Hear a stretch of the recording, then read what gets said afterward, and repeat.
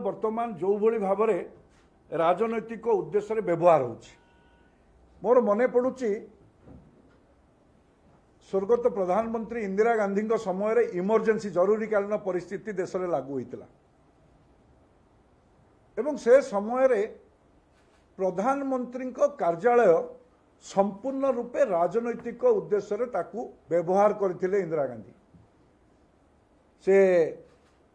इंदिरा गांधी जितिबा रायबरेली आसन रे भोट ग्रहण बेले लांच दे ब्राइब करी कंबल बांटी विभिन्न प्रकार अनैतिक उपाय रे भोट नहीं इलाहाबाद हाईकोर्ट मध्य तांकू असिध घोषणा करथिला तांको निर्वाचन को एभली घटना देश में अच्छे पर मुहूर्त जो निर्वाचन 77 मसीह होता से संपूर्ण रूपे से जो अधिकारी माने अछंती से माने निजे इस्तीफा दे से अंचल दायित्व मुक्त होते एभली घटना पुनरावृत्ति ओडिशा रे देखिबा पे मिलुची। किछि मुष्टिमेय अण ओडिया अधिकारी माने मुख्यमंत्री ऑफिस को उल्लग्न भाव में व्यवहार करुछंती नेकेडली यूज करुछंती यह आदर्श आचरण विधिर संपूर्ण उल्लंघन करिछि। ये जना पड़ुछि जे हाबिचुअल ऑफेंडर बिली मुख्यमंत्री ऑफिस ये व्यवहार प्रदर्शन करुछि। बोधे कोठी ना कोठी नवीन बाबू को मनरे डर पशिछि मुख्यमंत्री निजे जानते तांको सहित अधिकारी गले आमर किसी कहबार नहीं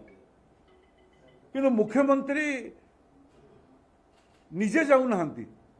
बिजु जनता दलर जड़े गुमास्ता बाबू को नेता को पठाऊँ से हेलिकप्टर सभा समिति कर कहबार किसी ना तांकर अधिकार अच्छी करेंगे कि मुख्यमंत्री ऑफिस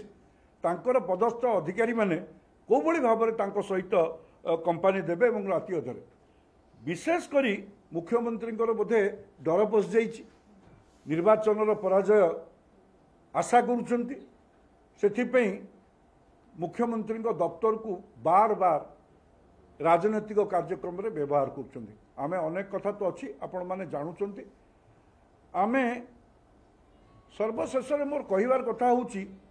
कि मुष्टिमेय अण ओडिया अधिकारी जी नेता साइंट से बोधे भावुंट कौटि ना कौटि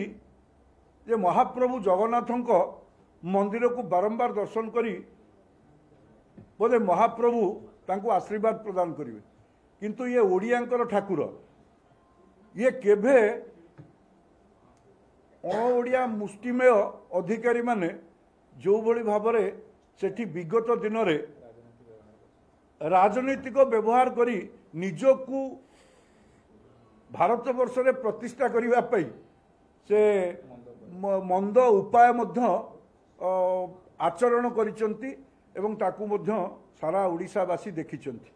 काहाकू नेकी जाइथिले कौन निजकू प्रमोट को भलिया भावे करथिले प्रभु जगन्नाथ को मंदिर को राजनीतिक उद्देश्यकरण राजनीतिकरण करिवा पई ये मध्य पछई नांती विगत दिन रे आमे देखिचे अर्पण रथ नारे जगन्नाथ को को भली भाव में गाँ गंडा बुले असम्मान करथिले राज्य रे आचरण विधि लागू छिवा समय रे ये मुख्यमंत्री ऑफिस जो भली भाव में विजु जनता दलर ये गुमास्ता नेता को जो भली भाव में सुरक्षा देवाठू आरंभ करी सबु प्रकार तांको सहयोग करी आसुची ए विषय रे आमे सीओ ओडिशा को जनइबू एवं तांको मध्य ए विषय रे मध्य आमे ईसीआई को न्यू दिल्ली को मध्य आमे ए विषय रे जनइबू आज एभली एक निष्पत्ति पार्टी ग्रहण करिछि आकु भाबुचु जे जो भली भाव में व्यवहार करिसंती मुख्यमंत्री दफ्तर को एथिरे ईसीआई सीओ दृढ़ कार्यानुष्ठान ग्रहण करिया पे आमे तांको पाखरे पहुंच